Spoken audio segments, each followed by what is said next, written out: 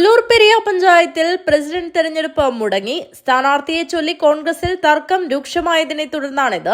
President തെരഞ്ഞെടുപ്പ് യോഗത്തിൽ കോൺഗ്രസ് അംഗങ്ങളും ഒരു BJP അംഗവും പങ്കെടുത്തില്ല. ഇതിനെ തുടർന്ന് യോഗം മാറ്റിവെച്ചു. 19 അംഗ പഞ്ചായത്തിൽ ഇരു മുന്നണികൾക്കും 9 വീതം സീറ്റുണ്ട്. ഒരു സീറ്റ് BJPക്കാണ്. BJP അംഗം ആരെയും പിന്തുണച്ചില്ലെങ്കിൽ നറുക്കെടുപ്പിലൂടെയായിരുന്നു പഞ്ചായത്ത് പ്രസിഡന്റിനെ തെരഞ്ഞെടുക്കേണ്ടിയിരുന്നത്. എന്നാൽ തെരഞ്ഞെടുപ്പ് സമയത്തും പ്രസിഡന്റ് സ്ഥാനാർത്ഥിയെ ചൊല്ലി കോൺഗ്രസിൽ തർക്കം രൂക്ഷമായി തുടരുകയായിരുന്നു. ഇതിനെ തുടർന്നാണ് കോൺഗ്രസ് അംഗങ്ങൾ യോഗത്തിൽ പങ്കെടുക്കാതിരുന്നത്. കോൺഗ്രസിലെ ഉഷ എൻ നായരെ സ്ഥാനാർത്ഥിയാക്കണമെന്ന് ഒരു വിഭാഗം കോൺഗ്രസുകാർ വാദിച്ചു.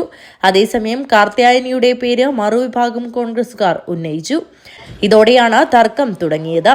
വെള്ളിയാഴ്ച രാത്രിയോടെ ഉഷ എൻ നായരെ സ്ഥാനാർത്ഥിയാക്കാൻ പാർട്ടി ഔദ്യോഗികമായി തീരുമാനിക്കുകയും അംഗങ്ങൾക്ക് വിപ്പ് നൽകുകയും ചെയ്തു.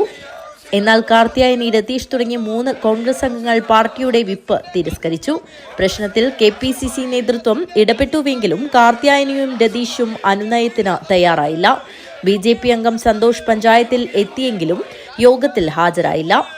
LDF മാത്രം ഹാജരായതിനാൽ യോഗം ചേരുന്നതിനുള്ള ക്വോറം തികഞ്ഞില്ല. പ്രസിഡന്റിനെ തെരഞ്ഞെടുക്കാൻ പഞ്ചായത്ത് ഭരണസമിതി യോഗം തിങ്കളാഴ്ച വീണ്ടും ചേരാൻ തീരുമാനിച്ചു.